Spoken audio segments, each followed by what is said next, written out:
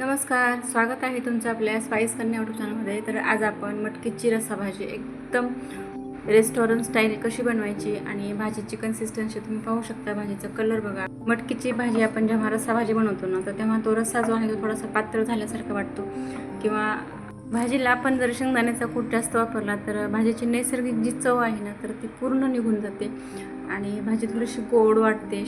अशा वेळी भाजी तर आपली मसालेदार चटकदार झाली पाहिजे आणि तिची चवसुद्धा निघून गेली नाही पाहिजे। तर अशा वेळी भाजी कशी बनवायची तर ते चला आपण आता पाहूया। तर हे पहा, एकदम तर्रीदार मसालेदार आणि एकदम स्पायसी भाजी झालेली आहे। अशी ग्रेव्ही बनवण्यासाठी आपण घरच्याच साहित्याचा कसा वापर करू शकतो आणि भाजी आपली एकदम दाटसर रस्सा कसा बनवू शकतो तर ते आपण आता ह्या व्हिडिओमध्ये पाहणार आहोत। त्यामुळं व्हिडिओला स्किप न करता पूर्ण व्हिडिओ पहा। कदाचित तुम्हाला माझ्या व्हिडिओमधून नवीन काहीतरी शिकायला मिळेल। जर मी तुम्हाला एक छोटीशी रिक्वेस्ट करते, चॅनलला नवीन असाल तर प्लीज चॅनलला सबस्क्राईब करा। व्हिडिओ पूर्ण पाहून व्हिडिओला एक लाईक करा आणि कमेंट करून सांगा तुम्हाला आपला व्हिडिओ कसा वाटला। तरी आता आपण ही भाजी आपण बनवलेली आहे 4 व्यक्तींसाठी। त्यासाठी आपण घेतलेली आहे 2 वाटी मोड आलेली मटकी, नंतर घेतलेले आहे 2 मीडियम आकाराचे कांदे आणि 3 टोमॅटो घेतलेले आहेत। तर आता कांदा आपण एकदम बारीक कट करून घेणार आहे। तर कांदा कट केला की आपण 3 टोमॅटोची प्युरी करून घेणार आहे। तर अशी भाजी तुम्ही एकदा नक्की ट्राय करून पहा, तुम्हाला भाजीच्या चवीमध्ये सुद्धा नक्की फरक जाणवेल। तर आता आपण हा कांदा एकदम बारीक कट करून घेतलेला आहे आणि 3 टोमॅटोची आपण मिक्सरमध्ये बारीक प्युरी करून घेतलेली आहे। आता आपण भाजीला घालत आहोत फोडणी। त्यासाठी आपण घातलेलं आहे पुरेसे तेल, जिरे आणि कढीपत्ता। आता हे सर्व तडतडलं की आपण घातलेला आहे कट केलेला कांदा पटकन परतला जावा म्हणून आपण कांद्यामध्ये अर्धा चमचा मीठ घातलेला आहे। कांदा चांगला गुलाबी होईपर्यंत परतून घ्यायचा। कांदा परतण्यासाठी थोडासा वेळ जास्त लागतो कारण आपण जास्त कांद्याचं प्रमाण घातलेलं आहे। आता आपण कांदा परतला की टोमॅटो प्युरी ॲड केलेली आहे। 3 टोमॅटोची प्युरी आहे। आपण ही 4 व्यक्तींसाठी भाजी बनवलेली आहे। तर आता टोमॅटोची प्युरी पूर्ण तेल सुटेपर्यंत परतत राहायची।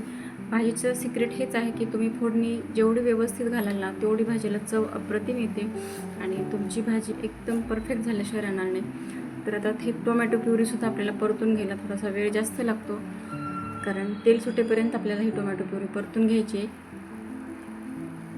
आता आपली टोमॅटो प्युरी परतून झालेली आहे। आपण घातलेले आहे अर्धा चमचा लाल तिखट, पाव चमचा हळद आणि 1 ते 1.5 चमचा आपल्याला घालायचा आहे घरगुती मसाला। आता तुमच्याकडे गरम मसाला असेल घातला तरीही चालतो, धने जिऱ्याची पूड घातली तरीही चालते। तर आता हे मसाले पण आपल्याला थोडंसं तेल सुटेपर्यंत परतून घ्यायचे। 2 ते 3 मिनटापर्यंत हे मसाले परतून घ्यायचे। आपल्याला ह्या मसाल्यासोबत पाणी घालण्याची अजिबात गरज पडणार नाही कारण ऑलरेडी आपल्या फोडणीमध्ये टोमॅटोचं पाणी आहे, त्यामध्येच आपण हे व्यवस्थित परतून घेणार आहेत। फोडणीमध्ये थोडंसं तेल बाजूला झाल्यासारखं वाटलं की नंतरच आपण ह्याच्यामध्ये बाकीचं साहित्य घालणार आहोत। तर हे पहा, आपल्या फोडणीमध्ये तेल बाजूला सुटल्यासारखं दिसत आहे। आता आपण मोड आलेली मटकी घालणार आहोत। तर 2 वाटी मटकी आपण ह्याच्यासाठी घातलेली आहे। 4 व्यक्तींसाठी भाजी बनवत आहोत आपण ही। तर आता मटकी घातल्यानंतर 2-3 मिनिटांपर्यंत परतून घ्यायचं आणि 2 चमचे आपण शेंगदाण्याचं कूट घातलेलं आहे। फक्त एवढंच घातलेलं आहे आपण शेंगदाण्याचं कूट, बस याच्यामध्येच आपली भाजी परफेक्ट बनते बघा। तर आता आपण मटकी घातल्यानंतर 5 ते 6 मिनिटांपर्यंत अशीच वाफवून घ्यायची, म्हणजे नंतर आपण जेव्हा पाणी ॲड करतो ना, तर तेव्हा मटकीला शिजण्यासाठी थोडा कमी वेळ लागतो आणि चवसुद्धा भाजीला अप्रतिम येते अशी फोडणीमध्ये थोडीशी। कोणतीही भाजी जेव्हा आपण अशी वाफवून घेतो ना, तर तेव्हा भाजीची चव अप्रतिम होते। तर आता आपण जवळपास 1 ते 1.5 ग्लास पाणी घातलेलं आहे भाजीसाठी। तर तुम्ही भाजीचा कलर पाहता मस्त। 8 ते 10 मिनिटांपर्यंत आपल्याला भाजी शिजवून घ्यायची आणि झाकण पूर्णपणे कधीच झाकायचं नाही रस्सा भाजी बनवत असताना। असं थोडंसं अर्धवट झाकायचं, म्हणजे भाजीची वाफ जी आहे ना बाहेर निघून जाते आणि भाजीची तर्री आहे ती व्यवस्थित राहते आणि भाजीला चवसुद्धा चांगली येते।